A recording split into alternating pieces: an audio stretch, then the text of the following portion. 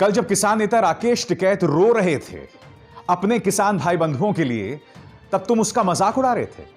तब भारतीय जनता पार्टी की प्रचार तंत्र उसका मजाक उड़ा रहा था। गोदी मीडिया के बिके हुए एंकर्स और पत्रकार उसका मजाक उड़ा रहे थे।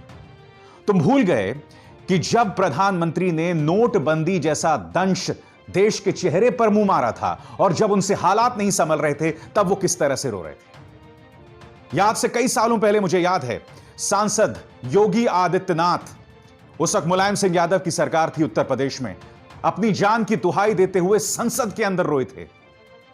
और मैं नहीं भूला हूं क्योंकि उस वक्त संसद के अंदर मैं मौजूद था और मेरे होश उड़ गए थे कि एक सांसद इतना बेबस कैसे हो गया है कि अब वो रो रहा है, अपनी जान की गुहार लगा रहा है।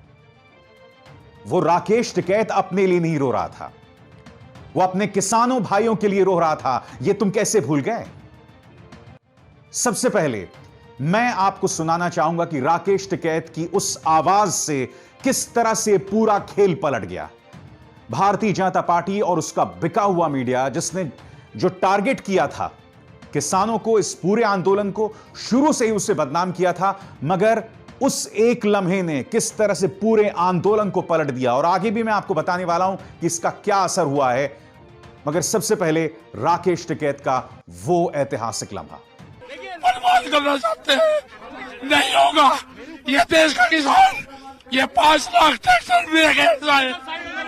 मेरी जिम्मेदारी है, इस किसान की मेरी जिम्मेदारी है। बोल खिलाफ आजाद है तेरे, बोल सभा अब तक तेरी है। और आप जानते हैं मुझे राकेश टिकैत की सबसे अच्छी बात क्या लगी? जब उन्होंने कहा कि अगर हम पर पुलिस डंडे चलाती है तो ठीक है, पुलिस हम पर डंडे चलाए तो चलाए, मगर भारतीय जनता पार्टी के समर्थक हम पर कैसे डंडे चला सकते हैं?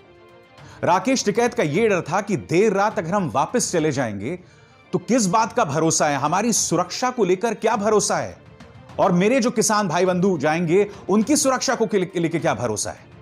क्योंकि आपको याद होगा कि हिंदू सेना के कई लोग, भारतीय जनता पार्टी के विधायक तक अपने समर्थकों के साथ सैकड़ों की तादाद में वहां पहुंच गए थे।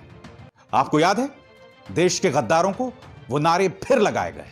देखिए, देश के गद्दारों को गोली मारो, देश के गद्दारों को गोली मारो, पुलिस प्रशासन जिंदाबाद जिंदाबाद जिंदाबाद। मानो एक बार फिर शाहीन बाग, जेएनयू, जामिया उसका इतिहास ही दोहराना चाहते थे। इनकी भूख दोस्तों अभी तक नहीं मिटी है। शाहीन बाग में गोली प्रकरण हुआ था, जामिया के अंदर एक जो नाबालिग शख्स है उसने गोली चलाई थी। ये लोग हमारे समाज को क्या बना देना चाहते हैं भाई? और इस लिहाज से राकेश टिकैत ने जो बात कही ना, वो बहुत मायने रखती है। उन्होंने स्थानीय विधायक की शिकायत भी की है कि आखिर वो क्यों अपने समर्थकों के साथ वहां पहुंचे, आखिर उनका इरादा क्या था।